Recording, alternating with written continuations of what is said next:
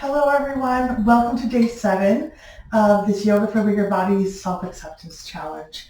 So I'm going to spend some time on the ground. So I'm going to sit on a pillow. Maybe you want to sit on a pillow as well. Coming down to sit, finding any way to sit that works for you. And maybe sitting on the ground doesn't work for you right now. So you can start this practice by sitting in a chair. That would work as well. So I'm going to start by just taking my yoga strap. So if you don't have a yoga strap, you could use a scarf or a belt. Maybe if you have a bathrobe, like a belt from that because it's soft, or a dog leash if you have a dog. I'm just going to leave it sort of like dangling over my legs so I have space for them. I like to sit in this position, butterfly pose or Baddha Konasana, so feet together and knees out to the side, but you don't have to sit like this. You could also sit cross-legged or with your feet to the side, whatever feels better for you.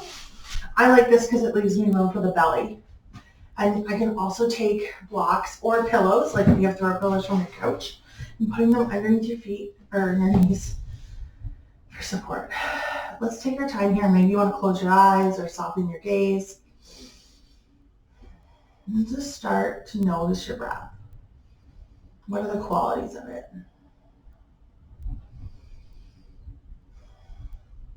Maybe you want to raise your arms up towards the sky. Taking a breath here.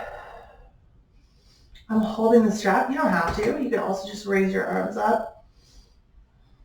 Your choice. And then slowly lowering them down. Taking a breath, raising them up again, and then lowering them down. Maybe this time you want to, as you raise them, you're going to twist your torso to the side and slowly lower your arms down. So you're doing a little bit of a twist, breathing here.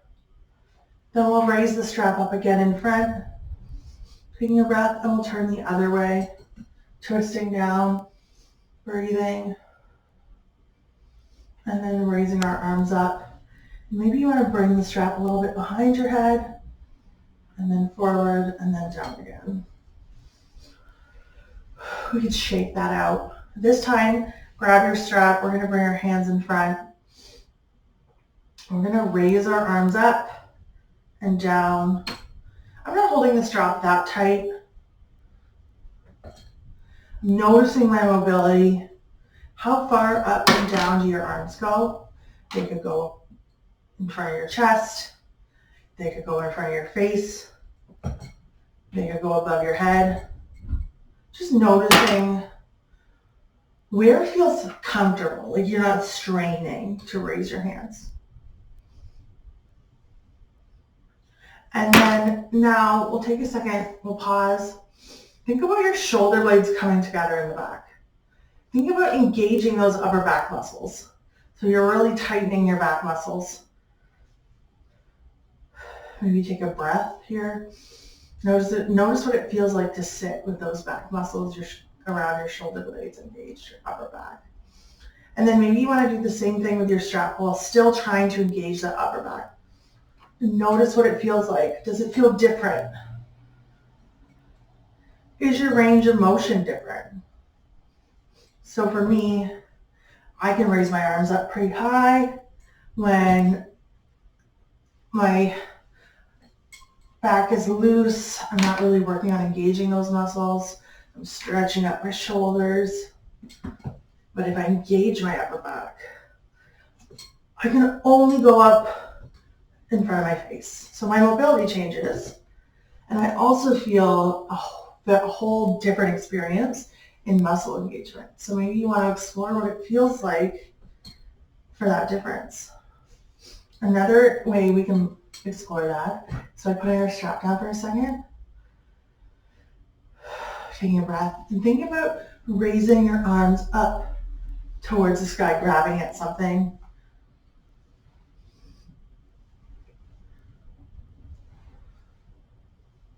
I'm thinking about the motion of grabbing something.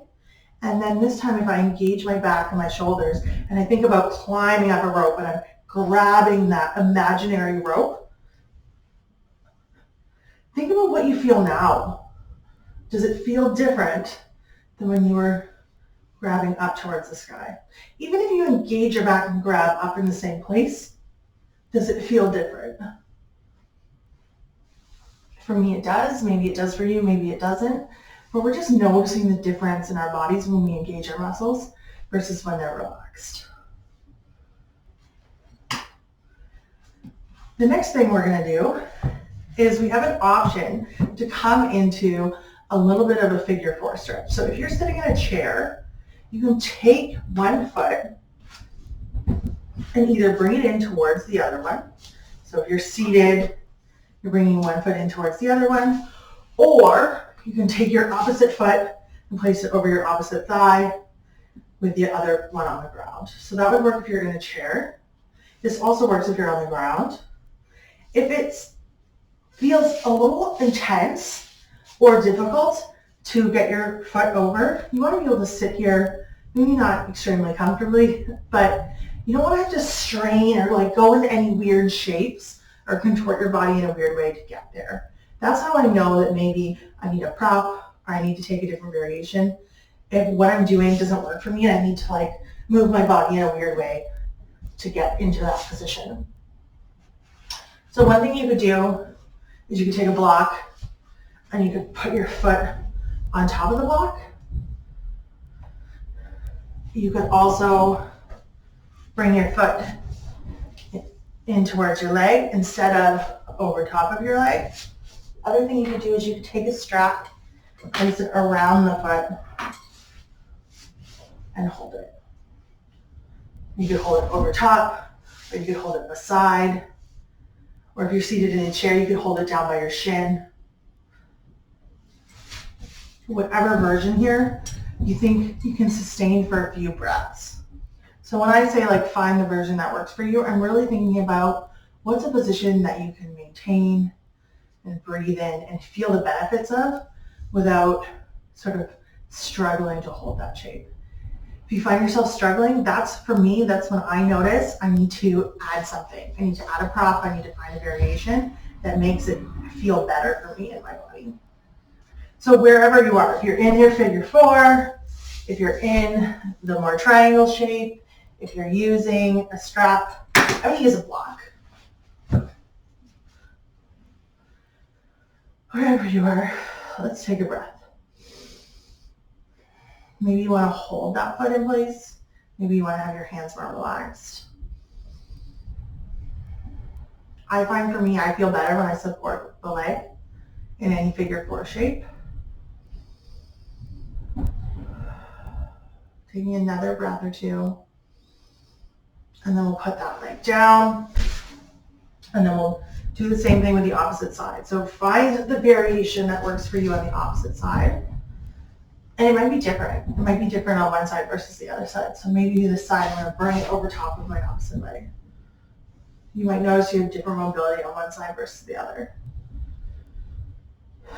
And I'm going to breathe here.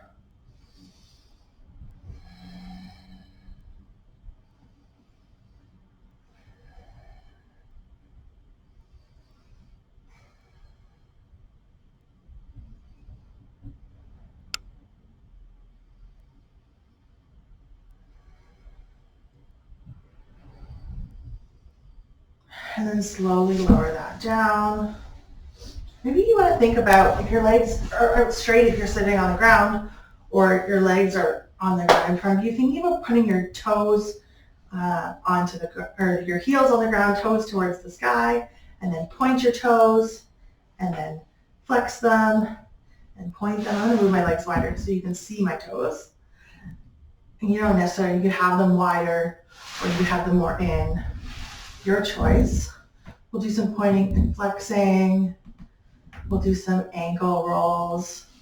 Maybe you'll hear my ankles cracking. My left one always cracks. Maybe we'll do some wrist circles in one direction. However, when you've done a few in one direction, just make sure you do the opposite direction as well. And then we'll come together sitting in whatever way works for you. Maybe you want to bring your hands to your heart, and we'll take a breath.